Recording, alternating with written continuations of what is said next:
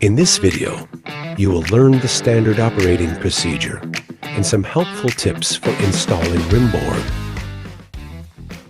So the first thing we're gonna do is check the plans and locate where and what kind of rim board needs to be installed.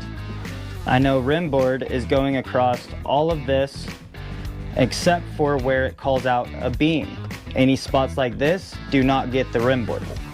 Okay, once we got all of the information we need, let's go ahead and head out and get to installing. All right, before pulling your measurement for your rim, confirm that plumbing line is complete. All right, next thing, make sure you position your ladder correctly.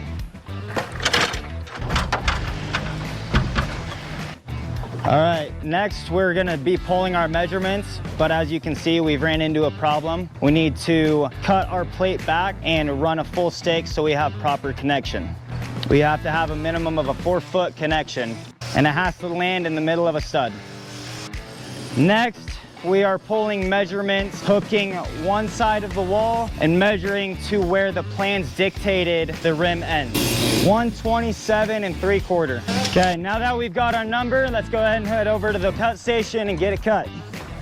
Next, we're gonna go ahead and pull our measurement on our piece. Go ahead and mark what you need. Make sure, because you can see right here, my board would pinch and shoot that saw back at me.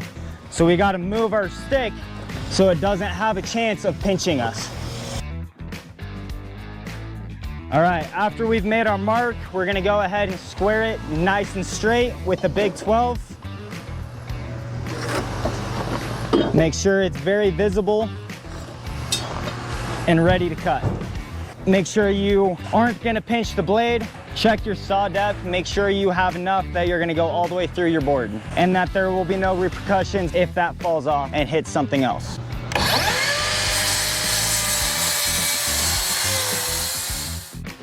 All right, depending on the length and size of the rim board, make sure you grab a helper to help you get it to where it needs to be.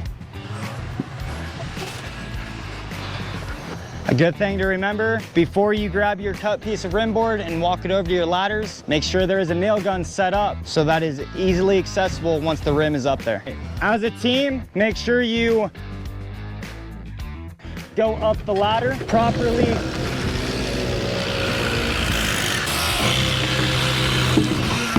Right now, we are flushing it to the exterior, the outside of the wall, and flushing it at the corner, making sure it's not overhanging. So now we are gonna be nailing the rim to the top plate. Make sure you are nailing it with a 30-degree angle and that the head of the nail is flush with the rim. Do not oversink. Make sure you nail it 6 inches on center.